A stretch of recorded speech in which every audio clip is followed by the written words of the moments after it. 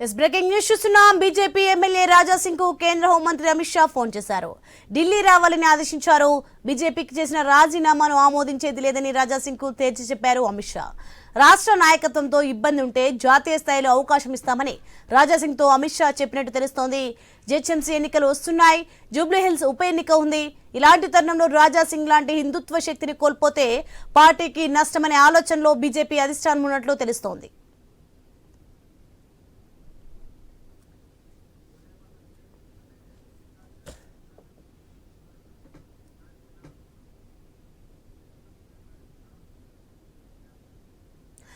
BJP MLA Raja Singh కు కేంద్ర హోంమంత్రి అమిత్ షా ఫోన్ చేశారు. ఢిల్లీ రావాలని ఆదేశించారు. బీజేపీకి చేసిన రాజీనామాను ఆమోదించేది లేదని రాజా సింగ్ కు తేల్చి చెప్పారు అమిత్ షా.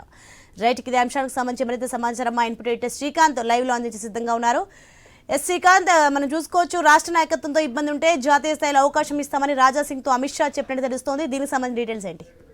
ఈ మధ్య కాలంలో భారతీయ జనతా పార్టీ రాష్ట్ర అధ్యక్షుడిగా రామచంద్రరావు ఆయన నామినేషన్ టైంలో రాజాసింగ్ కూడా నామినేషన్ పోయినటువంటి సందర్భంలో ఆయన రాజీనామా చేయడం జరిగింది. అయితే ఆ రాజీనామాను రాష్ట్ర నాయకత్వం జాతీయ అధిష్టానాన్ని పంపించడం జరిగింది. ఇట్లా నేపథ్యంలో జాతీయ నాయకత్వం ఏం చేస్తుంది, అధిష్టానం ఏ నిర్ణయం తీసుకుంటుంది అన్నటువంటి ఒక ఉత్కంఠ ఉండే.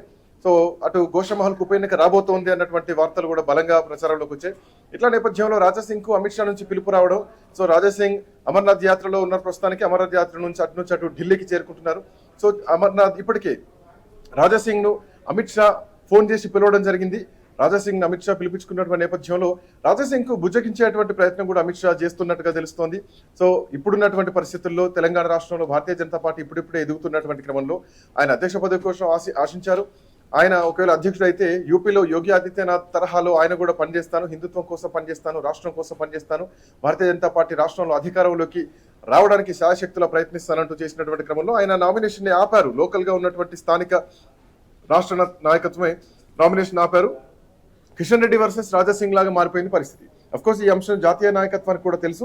But Raja Singh Bharatiya Janata party ground లో వీక్ ఉన్నటువంటి టైంలో కూడా 2 సార్లు భారతీయ జనతా పార్టీ నుంచి గోషమహల్లో గెలిచినటువంటి ఏకైక వ్యక్తి ఎమ్మెల్యే రాజాసింగ్. మొన్నటి ఎన్నికల్లో కూడా గోషమహల్ని కూడా కొట్టేస్తాం అని కేటీఆర్ చెప్పినా గానీ ఆ స్థానాన్ని రాజాసింగ్ గెలవడం జరిగింది. సో అది రాజాసింగ్ అంటే. సో ఒక కట్టర్ హిందుత్వం అది రాజాసింగ్. సో పార్టీనైనా వదిలేస్తాను తప్ప హిందుత్వాన్ని వదలను అని చెప్పినటువంటి రాజాసింగ్ తన వైపు హిందువుల శక్తి మొత్తం హిందుత్వ శక్తి మొత్తం తన వైపు ఉంది. ఆయన ఒక హిందూ శక్తిగా కేంద్రీకృతం ఉన్నటువంటి వ్యక్తి. సో ఇట్లాంటి నేపథ్యంలో రాజాసింగ్ ని గనక వదులుకుంటే పార్టీకి తీవ్రమైనటువంటి నష్టం. సో అమిత్ షా అదే ఆలోచించారు. సో రాజాసింగ్ రాజీనామాను ఆమోదించట్లేదు. రాజాసింగ్ రాష్ట్ర నాయకత్వంలో ఒకవేళ ఇమ్మడలేకపోయేది ఉంటే గనక జాతీయ స్థాయిలో జనరల్ సెక్రటరీ లాంటి ఒక పదవి ఇవ్వడానికి కూడా అమిత్ షా ఆఫర్ చేసినట్టుగా తెలుస్తోంది. సో దీనికి సంబంధించి పూర్తిగా రాజాసింగ్ క్లారిటీ ఇవ్వాలి. నిజంగానే ఒకవేళ జాతీయ నాయకత్వం కనుక రాజాసింగ్ ను బుజ్జగిస్తే రాజాసింగ్ ఒకవేళ దానికి ఓకే అయితే కనుక ఖచ్చితంగా ఆయన పార్టీలో కొనసాగుతారు. ఆయన రాజీనామా ఎట్టి పరిస్థితులు అంగీకరించేటువంటి పరిస్థితి మాత్రం ఇప్పుడు లేదు. కమలం పెద్దలు మాత్రం రాజీనామాను తిరస్కరించింది స్పష్టంగా తెలుస్తోంది. సో రాజాసింగ్ కు జాతీయ స్థాయిలో ఆయనకు అవకాశం కల్పిస్తారు. రాష్ట్ర నాయకత్వంతో ఇమ్మడలేకపోతున్నారు కాబట్టి. సో ఇక్కడ రాజకీయాలు పొలిటికల్ గా అంటే ఇందులో ఇంటర్నల్ పాలిటిక్స్ ఎక్కువైపోయినాయి, ఇందులో మళ్ళీ గ్రూప్ పాలిటిక్స్ ఎక్కువైపోయినాయి. సో ఇట్లాంటి నేపథ్యంలో రాజాసింగ్ ని జాతీయ నాయకత్వంలో అకామిడేట్ చేయడానికి కూడా పూర్తయినట్టుగా తెలుస్తోంది.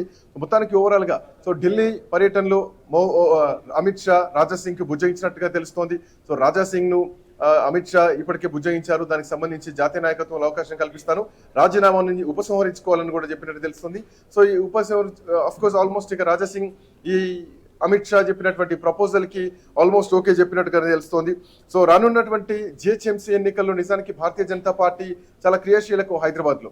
సో హిందుత్వ శక్తులు మొత్తం కూడా హిందూవాదులంతా కూడా బీజేపీకే పట్టం కడతారు, గతంలో కట్టారు కూడా. సో ఇప్పుడు కాంగ్రెస్ పార్టీ రాష్ట్రంలో వీక్ ఉన్నటువంటి క్రమంలో, టీఆర్ఎస్ పార్టీ ఇప్పుడిప్పుడే కోలుకుంటున్నటువంటి క్రమంలో భారతీయ జనతా పార్టీ ఒక హిందుత్వ శక్తి, ఒక భారీ పిల్లర్ రాజాసింగ్. అసలు పార్టీ కనీసం ఎక్కడ ఏ నియోజకవర్గంలో గెలనటువంటి క్రమంలో గెలిచినటువంటి ఏకైక నియోజకవర్గం గోషమహల్ నియోజకవర్గం.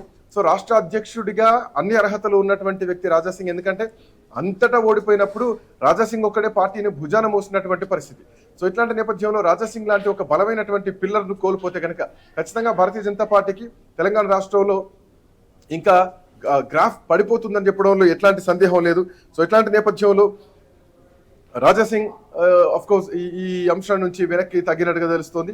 సో జాతీయ స్థాయిలో జాతీయ నాయకత్వంలో జనరల్ సెక్రటరీ లాంటి ఒక పోస్ట్ రాజాసింగ్ ఇచ్చి జాతీయ నాయకత్వంలో క్రియాశీలకంగా రాజాసింగ్ ను ఉపయోగించుకోవడానికి, ఎందుకంటే రాజాసింగ్ ఆఫ్ కోర్స్ హిందీలో కూడా బాగా మాట్లాడగలుగుతారు. సో దేశవ్యాప్తంగా కూడా హిందుత్వాన్ని ప్రచారం చేయడంలో రాజాసింగ్ చాలా క్రియాశీలకంగా భారతీయ జనతా పార్టీకి ఉపయోగపడతారు.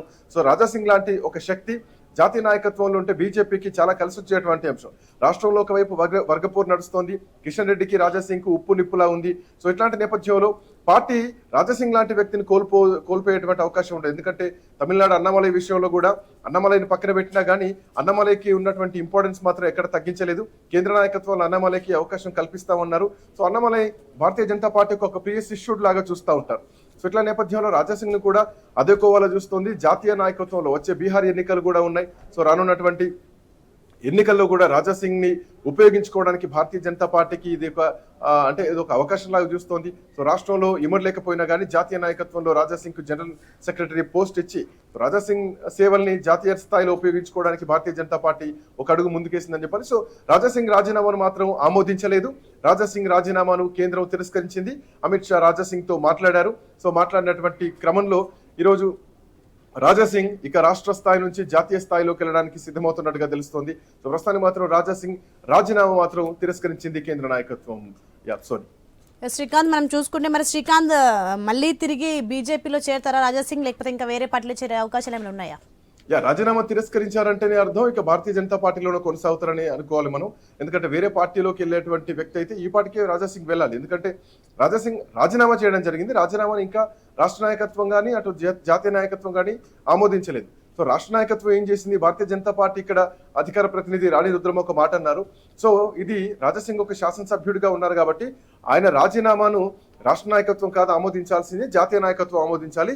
ఈ లేఖను మేము జాతీయ నాయకత్వానికి పంపిస్తున్నాం. సో వాళ్ళు ఏ నిర్ణయం తీసుకుంటే అదే ఫైనల్ అని చెప్పేసి రాణి రుద్రమ ఈ సందర్భంలో ఈ మధ్య రామచంద్రరావు నామినేషన్ ప్రక్రియ టైంలో అనడం జరిగింది. సో ఆ తర్వాత జాతీయ నాయకత్వం కోసం ఎన్ని రోజులు ఎదురు చూస్తే ఇప్పుడు అమిత్ షా నేరుగా రాజాసింగ్ కు ఫోన్ చేయడం, సో రాజాసింగ్ హస్తినకు వెళ్ళడం, ఇవన్నీ కూడా చక్కచక్క జరిగిపోయాయి. కొంతకాలం గ్యాప్ తీసుకున్నా కానీ సో ఈ గ్యాప్ తర్వాత అంటే గ్యాప్ లోపల రాజాసింగ్ కూడా చాలా వరకు మీడియాకు దూరంగా ఉన్నారు. ఎక్కడ ఎవరికి కూడా కనీసం ఇంటర్వ్యూలు కూడా ఇచ్చేటువంటి పరిస్థితుల్లో లేరు. సో కొంత టైం తీసుకున్న తర్వాతనే మాట్లాడతామని చెప్పేసి ఈవెన్ ఐ న్యూస్ తో కూడా రాజాసింగ్ చెప్పడం జరిగింది. సో ఇట్లాంటి నేపథ్యంలో సో ఢిల్లీ వెళ్ళిన తర్వాత రాజాసింగ్ ఒక కీలక నిర్ణయం అయితే తీసుకున్నారు. సో అందులో రాజీనామాను తిరస్కరించారు. సో రాజాసింగ్ కూడా కాంప్రమైజ్ అయ్యారు, జాతీయ నాయకత్వంలో పనిచేయడానికి ఒప్పుకున్నట్టుగా తెలుస్తోంది. Soni okay right, thanks for the information Srikanth.